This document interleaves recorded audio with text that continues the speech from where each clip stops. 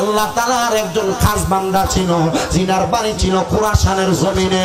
ওই বান্দার নাম ছিল হযরতে আবু ওসমান খোরাসানী রহমতুল্লাহ আলাইহি। হযরতে আবু ওসমান খোরাসানী রহমতুল্লাহ আলাইহি উনি ডাক দিয়া কয়, আমার যখন সম্পদের কোনো অভাব ছিল না, আমার কাছে যখন টাকার কোনো অভাব ছিল না, আমার কাছে যখন পয়সার কোনো অভাব ছিল না, আমি আবু ওসমান খোরাসানী রহমতুল্লাহ আলাইহি আমি দুনিয়ার জমিনে যখন চলাফেরা করতাম, আমার কাছে কোটি কোটি দিরহাম ছিল, কিন্তু এলাকার মানুষকে আমি মানুষ মনে করতাম না।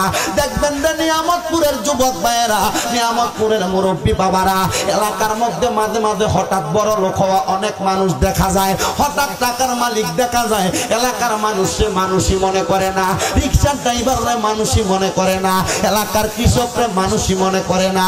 আবার এমন অনেক ধনী আছে, সে যে কোটি টাকার মালিক তারা দেখলে বোঝা যায় না।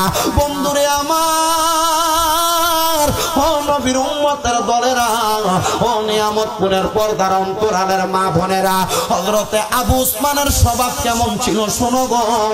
আবু ওসমান বলে, আমার শরীরের মধ্যে যে খেরকাটা আমি পড়তাম, যে পাঞ্জাবিটা আমি পড়তাম, ওই পাঞ্জাবির সুতাগুলার মধ্যে আমি স্বর্ণ খচিত করে করে পড়তাম।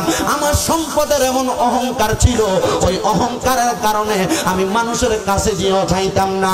আমি মাথার মধ্যে যেই পাগড়ি লাগাইতাম, আমার মাথার মধ্যে যেই পোশাক আমি পরতাম, মাথার মধ্যে টুপি লাগাইতাম, ওই টুপিটার মধ্যে হীরা মানিক মুক্তা জহরত লাগাইয়া দিতাম।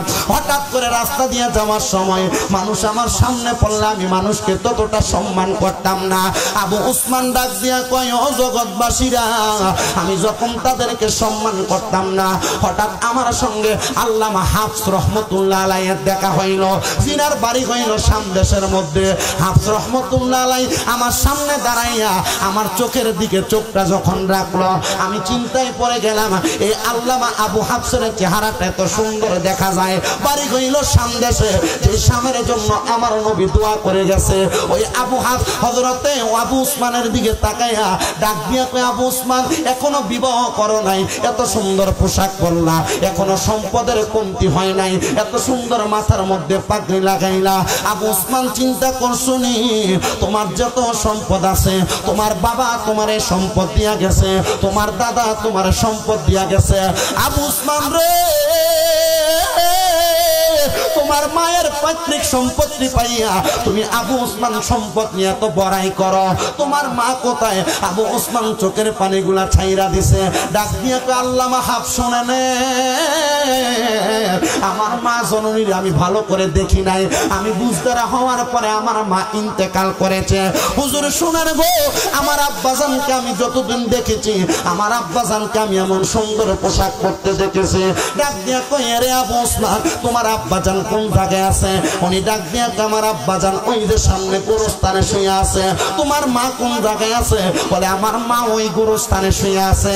আল্লামা আবু হাফস ডাক দিয়া কই, ও আবু ওসমান, তোমার আব্বা আম্মা যদি এই গোরস্থানে শুয়ে থাকে, তাইলে বলো না তোমার বাবার বাবা যিনি তিনি তোমার দাদা, তোমার মায়ের বাবা যিনি তোমার নানা, তারা দুইজন কোথায়? বলে তারা যেহেতু চলে গেছে, তাদের পূর্বের পুরুষরাও তো চলে গেছে। আবু ওসমান রে, এত সম্পদ তুমি বানাইলা, সম্পদের বাহাদুরি দেখাও, একটা বার কি মহান মনিবরে তুমি ভয় করো না?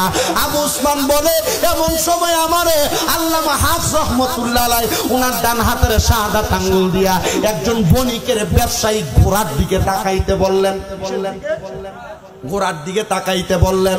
আমি তাকে দেখলাম, ওই বণিক, বণিক বলতে কাদেরকে বোঝাকে বুঝেন? বণিক বলতে বোঝায় আরবে যারা বড় বড় ব্যবসায়ী ছিল তাদেরকে বণিক বলতো। ওই বণিক ব্যক্তির ঘোড়ার দিকে তাকাইতে বললেন। উনি বললেন, তাকে দেখো, বণিকটা নিচে বসে আছে আর ঘোড়াটা দাঁড়িয়ে আছে। ঘোড়ার পিঠের মধ্যে একটা অবস্থাহানিত একটা রোগ ছিল, সেই রোগের কারণে ঘোড়ার পিঠের মধ্যে কিরাই ধইরা ধইরা ঘোড়ার পিঠটাকে খাইয়া ফেলতেছে। ঘোড়াটার সামর্থ্য নাই, এত পাওয়ারফুল পানি দৌড়াইতে পারে টকবক কইরা, ওই ঘোড়াটা তার কিরাগুলারে হাত দিয়ে ছুটাইতে পারতেছে না। ডাক দিয়া কইরে, আবু ওসমান, এই সম্পদ তোমার কাছে আছে, চিন্তা করে দেখো, যদি তোমার দুইটা হাতকে ওই আল্লাহ তাআলা অসার করে দিত রে, তাইলে তোমারও কিন্তু এই ঘোড়ার মতো কিরায় খাইতো। তুমি কি পারবানি এই ঘোড়ার মতো তোমার জীবনটারে সাজাইতা? হুজুর ঘোড়া তো দাঁড়ায়া দাঁড়ায়া থাকে, ঘোড়া তো দাঁড়ায়া দাঁড়ায়া থাকে, ঘোড়া তো দুনিয়াতে তো সুন্দর করে চলতে পারে না। ডাক দিয়ে কে আবু উসমান, যেই বান্দা বেশি যত দাঁড়ায়া দাঁড়ায়া তার মনিবের সামনে থাকতে পারবে, ওই বান্দারে তার মনিব তারে বেশি কবুল করে নিবে। হুজুর বুঝতে পারলাম না আপনি আমার কোন দাঁড়ানোর কথা বললেন। হে আবু উসমান, এই দাঁড়ানি দুনিয়ার কোন সাধারণ দাঁড়ানি না রে। এই দাঁড়ানি হইল মহান মনিবের কাছে গভীর রাত্রে তাহাজ্জুদের মুসল্লার মধ্যে দাঁড়ায়া দাঁড়ায়া যেই বান্দা চোখের পানিগুলা ফালাইতে পারে রে, ওই বান্দা দুনিয়ার টাকার মালিক হয় না, ওই বান্দার দুনিয়ার পয়সার মালিক হয় না, মণিমুক্তা জহরতের মালিক না হইতে পারে, ওই বান্দা আখিরাতের ধনে ধনী হইয়া যায়। হুজুর আখিরাতের ধনে আমিও ধনী হইতে চাই। বলে আমি এতক্ষণ তোমার যেই নসিহত পেশ করলাম, এই নসিহত শোনার পরে তুমি তোমার জীবনটাকে পরিবর্তন করে নাও। উনি বলে আমি দৌড়াইয়া যাইয়া ওই ঘোড়ার পিঠের মধ্যে আমার শরীরের স্বর্ণকচিত জামাটা ঘোড়ার গায়ের মধ্যে দিয়া দিলাম, আমার মাথার পাগড়িটারে খুইলা আমি ওই ঘোড়াটার পিঠের কেরাগুলা পরিষ্কার করে দিলাম। কিন্তু আমি একবারও চিন্তা করলাম না আমার হালটা কেমনে এত পরিবর্তন হয়ে গেল। আমার কোটি টাকা, আমার দেড়হামগুলা আমার বাড়ির মধ্যে পড়ে রইল। আমি আমার বাড়ি ঘরে ছাইরা দিয়া আমি আবার চলে গেলাম কেরমান রাজ্যের মধ্যে। ওই জায়গায় আবু মুসা কেরমানি রহমতুল্লাহ আলাইহি নামক একজন বড় মাপের আল্লাহর অলি ছিল। আমি আবু মুসার কাছে একটানা 20 বছর ছিলাম। কিন্তু 20 বছর থাকার আগে আমি যখন আমার বাড়ি ঘরে ত্যাগ করে দিয়া আবু মুসার দরবারে গেলাম, আবু মুসা একদিন না 2 দিন না টানা 8 মাস আমারে তার দরবারে ঢুকতে দেয় নাই, তার রাজপ্রাসাদের মধ্যে তার খানকার মধ্যে ঢুকতে দেয় নাই। আমি জিজ্ঞাসা করলাম, ও আবু মুসা কারমনি, আমার কেন আপনি আপনার রাজপ্রাসাদ আপনার খানকায় ঢুকান না? আবু মুসা ডাক দিয়া কয়, তুমি হইলা রাজ্য বংশীয় মানুষ, তুমি তো আমার খানকায় বেশি দিন টিকতে পারবা না। বলে হুজুর কেন? বলে আমার খানকার মধ্যে রিয়াজত হয়, আমার খানকার মধ্যে মাওলার সন্ধান করা হয়, আমার খানকার মধ্যে এমন ভাবে টাকা হয় একদিন নাই একটানা 1 মাস পর্যন্ত কোনো খাবার পাওয়া যায় না। হুজুর নিজের জীবনটারে মাওলার কাছে পবিত্র বানানোর জন্য আমি 1 মাস কেন 1 বছর না খেয়ে থাকতে পারবো? হযরতে আবু মুসা কারমনি ডাক দিয়া কয়, বাবা 1 বছর না খেয়ে থাকা সম্ভব না। আয় আয় আয়, একটানা 8 মাস আমার দরবারের সামনে বৈশা থাকার কারণে আমি বুঝতে পারলাম তোমার জীবন পরিবর্তনের জন্য মনে একটা আশা জাগছে। হুজুর হ্যাঁ হ্যাঁ হ্যাঁ, আমার মনের মধ্যে আশা জাগছে।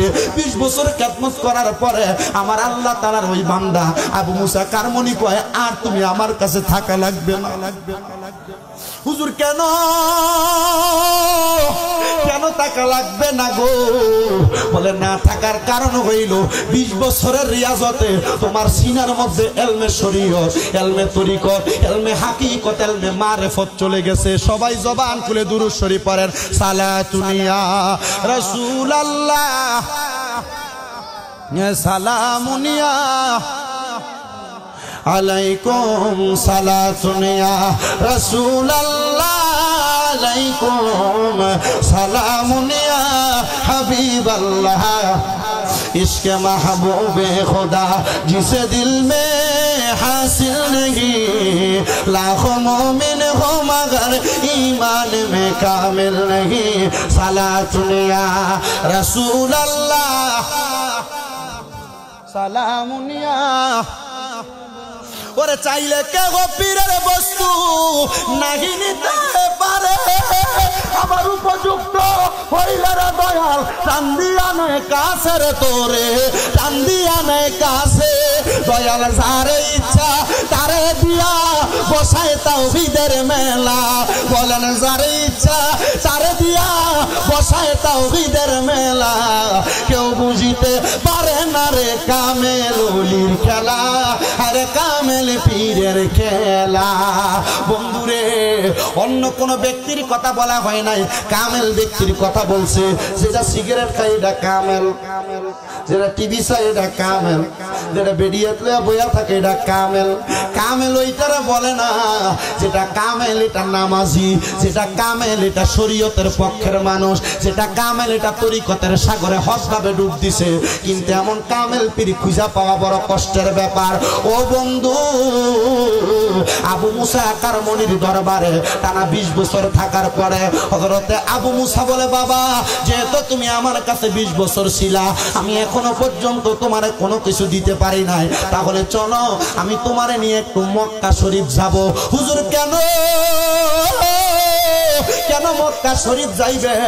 বলে মক্কায় যাইয়া আল্লাহর কাবা শরীফটা দেখতাম চাই। আল্লাহর কাবা যখন তাওয়াফ করব, সাফা মারওয়া সাই করব, মাকাম ইব্রাহিমের মধ্যে চুমু খাইব, যখন আমরা আল্লাহর কাবা ঘরের চত্বর ঘোরাফেরা করব, হে বাবা আবু উসমান শুনে নাও, আমি তোমার নিয়ে মক্কার ঘরটা তাওয়াফ করতে চাই। এবার চলে গেলেন মক্কা তাওয়াফ করার জন্য। মক্কা থেকে চলে গেলেন মদিনার মধ্যে। মদিনার মধ্যে যাওয়ার পরে হযরতে আবু মুসা কারমনি রহমাতুল্লাহ আলাইহি এবং আবু উসমান রহমাতুল্লাহ আলাইহি মদিনা থেকে ফেরার পথে দেখা হইল হযরতে শাহ সুজা রহমাতুল্লাহ আলাইহির সাথে। উনি দুনিয়ার কোন সাধারণ আল্লাহর ওলি না, উনি হলেন দুনিয়ার জমিনের মধ্যে সবচাইতে রিয়াজতকারী বান্দা। আমরা দুনিয়াতে নামাজ পড়ি 5 ওয়াক্ত, আর শাহ সুজা নামাজ পড়তো 10 ওয়াক্ত। হুজুর আমরা 5 ওয়াক্ত নামাজ পড়াই কুল পাই না, উনি 10 ওয়াক্ত নামাজ কেমনে পড়তো? ডাক দিয়ে কয়, ও শাহ সুজা গো, আপনি 10 ওয়াক্ত নামাজ পড়েন কেমনে? বলে শোনো আমি কেমনে 10 ওয়াক্ত নামাজ পড়ি। যারা মক্কায় গেছেন হজ করার জন্য, মদিনায় গেছেন জিয়ারত করার জন্য, আপনারা জানেন মক্কা শরীফে 5 ওয়াক্ত নামাজের আযান হয় না, মক্কায় আযান হয় 6 ওয়াক্ত নামাজের। হুজুর 6 ওয়াক্ত কেমনে? ফজরের আগে দিয়া তাহাজ্জুদের ওয়াক্তের আযান হয়। বন্ধুরে, ফজর, যোহর, আসর, মাগরিব, এশা ছাড়া এই তাহাজ্জুদের নামাজটা একটা ওয়াক্ত। আরেকটা নামাজ আছে যেই নামাজের নাম হলো সালাতুল হাজত। আরেকটা নামাজ আছে যেই নামাজের নাম হলো সালাতুল হাজতের নামাজ 2 নাম্বার। 1 নাম্বার সালাতুল তাসবিহ, 2 নাম্বার সালাতুল হাজতের নামাজ, 3 নাম্বার সালাতুল ইস্তিসকার নামাজ। সুবহানাল্লাহ বলেন না? সালাতুল ইস্তিসকার নামাজ। মাগরিবের নামাজের পরে আরেকটা নামাজ পড়ে সালাতুল আওয়াবিনের নামাজ, আরেকটা নামাজ পড়ে ইশরাকের নামাজ। মারহাবা বলবেন না? আমি এই 10 ওয়াক্ত নামাজ পড়তাম। এই 10 ওয়াক্ত নামাজ ছাড়া আমি রাত্রবেলা এশারের নামাজ পড়া বিবিরের নামাজটা বাকি রাইখা আমি আরো মাঝে মাঝে 100 রাকাত নামাজ পড়তাম। শাহ সুজা গো, ওই 100 রাকাত নামাজটা কি নামাজ? ওই নামাজটা আপনি কেন পড়তেন? বলে ডাক দিয়ে ওই নামাজটা হইল সালাতুল খায়রের নামাজ। প্রথম রাকাতের মধ্যে সূরা ফাতিহা পড়তাম, পরের প্রথম রাকাতে সূরা ফাতিহার সাথে একটা সূরা মিলাইয়া আমি প্রথম রাকাত শেষ করতাম। দ্বিতীয় রাকাতের মধ্যে আমি সূরা ফাতিহা পড়ার পরে 3 বার সূরা ইখলাস পড়তাম। এভাবে আমি 100 রাকাত নামাজ পড়তাম এক রাইতে। ও শাহ সুজা কারমনি, এই নামাজ দিয়ে আপনি কি পাইছেন? বলে এই নামাজ দিয়ে আমি দুনিয়ার কোনো কিছু পাই নাই, তবে আমি নামাজটা পড়া একটা সেজদা দেই, যেই সেজদার নাম হলো সেজদাতুল শুকর, মানে আল্লাহ তাআলা শুকরিয়া সেজদা। ওই সেজদাটা দেওয়ার পরে আমি মাঝে মাঝে ঘরের মধ্যে যখন থাকি আমি দেখি আমার ভাঙ্গা ফেরার ঘরটা কেমন জানি নূরের আলোতে ঝলমল ঝলমল করতেছে। একদিন আমি নূরের আলোটা দেখা আমি যখন সেজদা থেকে মাথা উঠাইলাম, আমি দেখলাম সাদা রঙের পোশাক পরা একজন মানুষ আমার ঘরের মধ্যে দাঁড়িয়ে রয়েছে, কিন্তু ওনার শরীরের মধ্যে থেকে এমন একটা সাদা নূরের তাজাল্লি বের হয়, আমি ওনার দিকে তাকাইতে পারতেছিলাম না। আমি জিজ্ঞাসা করলাম, কে গো আপনি কে? উনি আমারে ডাক দিয়ে কয়, আমি হইলাম আল্লাহ তাআলার পয়গম্বর নবী মুহাম্মদ মুস্তাফা সাল্লাল্লাহু আলাইহি ওয়াসাল্লাম। আপনি কেন আমার ঘরের মধ্যে আগমন করেছেন? বলে আমি তো এই উম্মতদের চিন্তাই করেছিলাম যে এই উম্মত নামাজের মাধ্যমে আল্লাহ তাআলাকে সন্তুষ্টি করতে চাইব। ও শাহ সুজা, তোমার কি চোখের মধ্যে ঘুম পায় না? শাহ সুজা কয়, আমি এই চোখটারে কেমনে আরেকটা পাতার সঙ্গে লাগাইতাম? এই চোখ তো এখনো চোখ যিনি বানাইছে তারে দেখে নাই, আমি কেমনে আমার চক্ষুটারে লাগাইতাম? এই চক্ষু দিয়া এই সুন্দর পৃথিবী দেখি, ওই খুদারে তো আমি এখনো পর্যন্ত দেখলাম না।